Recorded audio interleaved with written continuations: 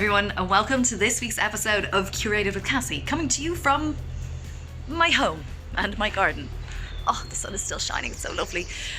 Just like everyone else, I'm doing my part for the community and I am working as best I can from home, so that's why I'm recording this video with my tiny shed in the back. Coming up on this week's episode, I go pasta making in a delicious restaurant in Dublin. Yum. And I also live the life of a ballet dancer here in Ireland for one day. Have a look.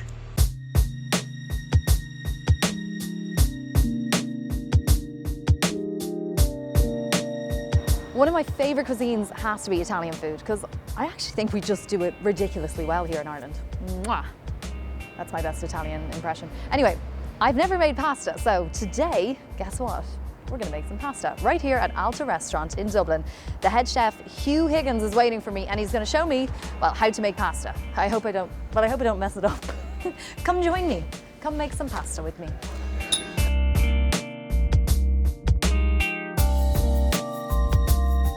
I'm joining head chef Hugh to make some pasta because I've actually never done this before. I eat a decent amount, but I've never, believe it or not, I've never made pasta myself. So I'm just going to stand here and pretty much watch you, because how much prep goes into one night here at Allta? Quite a lot. We have a lot of people coming in and wondering why there's so many people here. Yeah. During the day, we all start at 10 in the morning, and you can see very busy behind us there. Yeah. And yeah, a lot.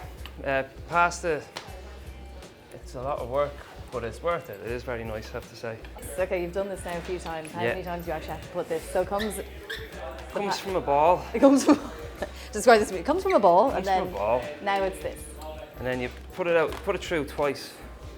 So you need to go all the way through 2 times. Yeah. So you get a nice even sheet of pasta. And then we punch out little rounds, which I'm gonna get you to help me with. Okay. And it's the beauty of having a big long table like this to work on, is you can get a lot of it out at once. Now the thing with pasta is it dries out very quickly. So you have to move so you quick. have to move quite fast. But it's all right, we'll get it done. And you never get sick of it? Not yet, not so yet. far. No, I love doing it. Yeah. It can be very therapeutic. You do, when you spend, it's quite monotonous obviously, because you're doing the same thing over and over, but you get a lot of satisfaction in them coming out nicely, you know. Now this is the gabine filling. So it's just, as I said, smoked cheese. It's a very nice cheese. I don't know if you're familiar with it. I've tasted it, it's delicious. I love all cheese though.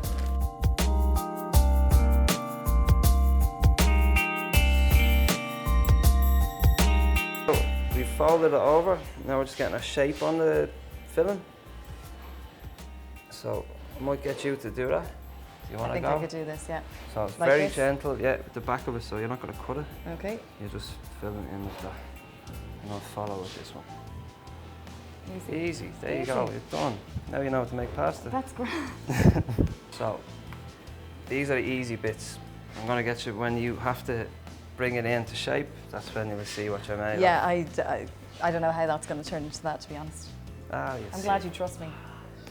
That's okay, I made extra just in case. Yeah, exactly. So use your back of your thumbs. Don't use your fingertips with pasta. Oh. Because it will dent it. So back of your thumbs, press it down like that. Mm-hmm. You turn it around and you just bring it in like so. All right? I Easy. mean, that looks simple, but I know how this kind of thing goes. Just take your time. Which way did you have it? Oh, this way. So, just like that. Turn it around.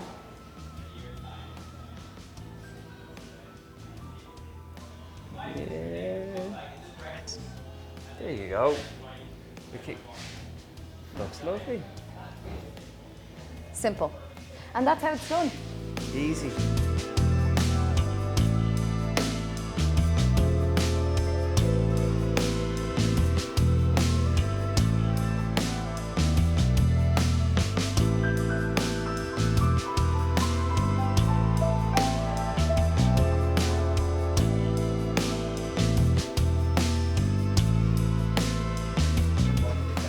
This is the thing that I was making earlier.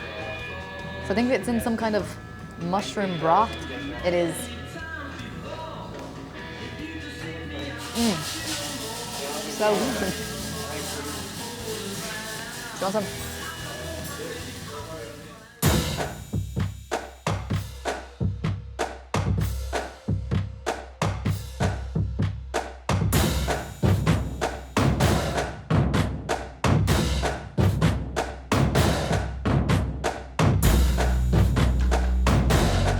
Today I'm here in DanceHouse in Dublin to meet some of the fantastic people behind Ballet Ireland. And you know what? I might do a few moves myself.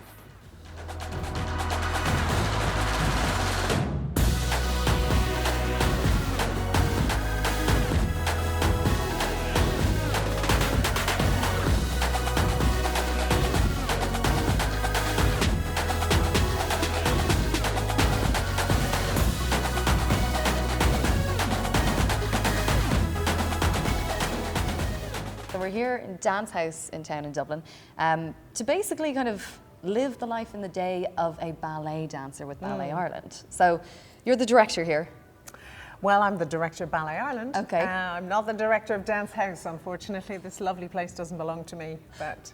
That's fine. Listen, all those dancers that we're seeing belong to you, which is, I mean, quite fantastic. I have to say, I'm not a dancer myself, but I'm one of those people that's just like in awe of what they're doing. And in there, we've just seen some of the, I guess, the movements and things like that. But there's a lot of dedication that goes into that I think people forget about. We kind of take ballet dancers and just like, oh, that's lovely. But we forget about all the work that's behind it. Absolutely. You know, the biggest problem that ballet has is the fact that the job is to make it look easy. Yeah. To make it look like it's nothing. Oh, it's nothing. And actually, you're dying. In fact, really, people need to come into a studio and see the blood, sweat and tears and hear the, you know, the kind of exertion and the breathing and everything else, because it's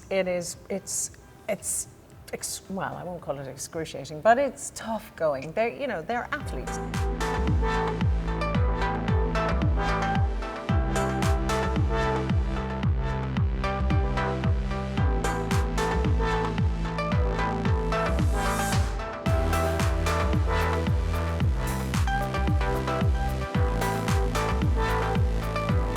It's extremely intense. I think the way you approach it and the way you work with it is incredibly important. Also, how you look after your body, what you eat, how you sleep and rest at night, how you ice yourself, how you try to get rid of inflammation. It's all important to get you through the very next day and the next day and the next day to keep you fighting fit. Otherwise, I mean, it's not just one hurdle. I mean, you're rehearsal after rehearsal after rehearsal. You've got shows and shows and shows, and you need to be able to do peak performance. Yeah. I think some people sometimes are afraid it's just Swan Lake-esque. Very classical. No, I mean, but it's not. No, absolutely not. There's so, I mean, the basis of our technique and stuff that helps us do things like Swan Lake and Nutcracker and stuff certainly does help in different types and styles of choreography, but there's such a varied rep for this season, and what's quite nice is it challenges you in very different ways. So yeah, that's been really challenging to flip back and forth between the styles and trying to encompass exactly what the choreographer wanted for that piece. But it's been super fun though. I mean, that's kind of the fun part. The challenge is the fun part. Yeah, it's really lovely to watch. It's so energetic. I mean, that's exactly what we're supposed to be doing. Yeah. It's just getting you engrossed in something that just sweeps you away for that moment. I mean, that's just kind of the best bit about it.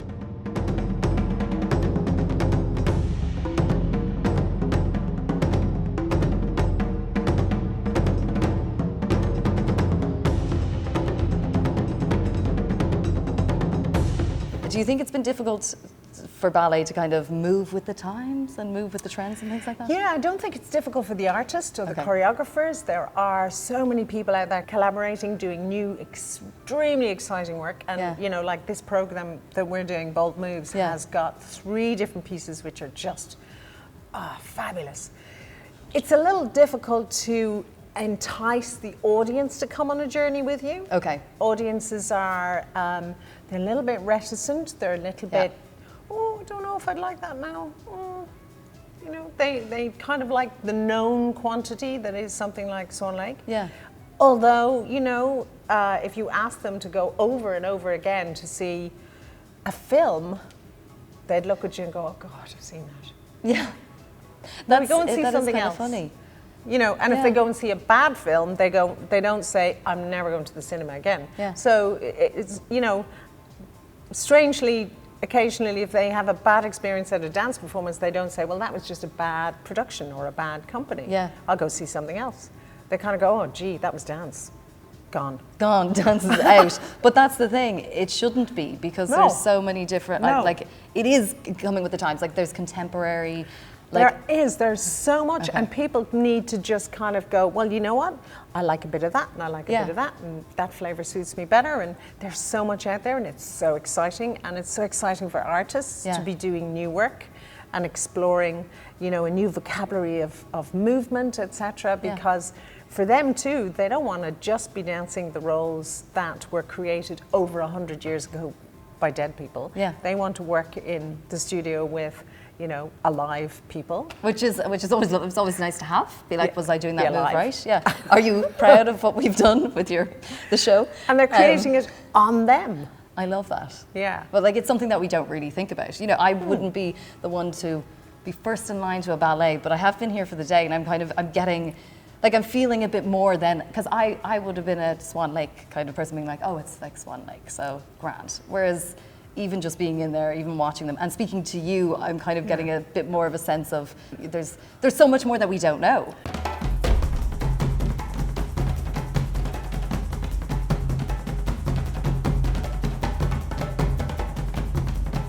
So yeah, pop your heels together and your toes are slightly out, but only enough, yeah. So when you bend your knees, you want your knees to go over your toes, so they're nice and, that's it. Yeah, and keep your back up, that's it. Belly in, shoulders down, hands out. Ta-da! Is this it? Yeah, that's And then a plie. movement? Yeah, so you want to go down and then squeeze your bum as you stretch your knees. Easy.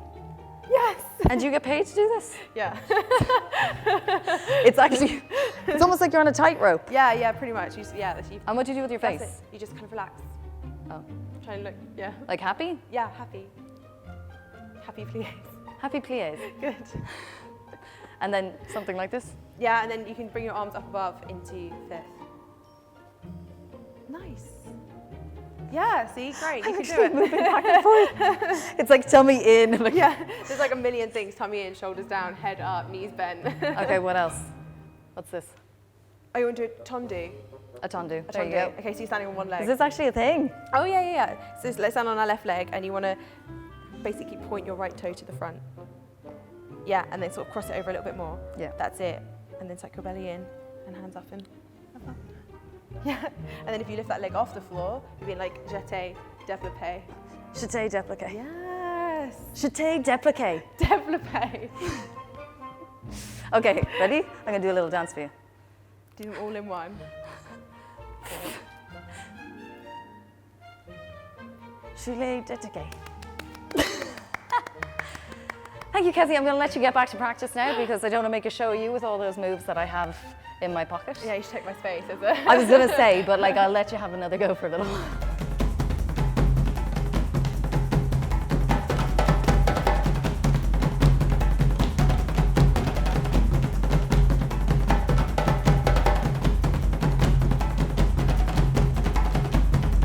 Just out of DanceHouse, and I want to say a massive thank you to Ballet Ireland. That was absolutely fantastic.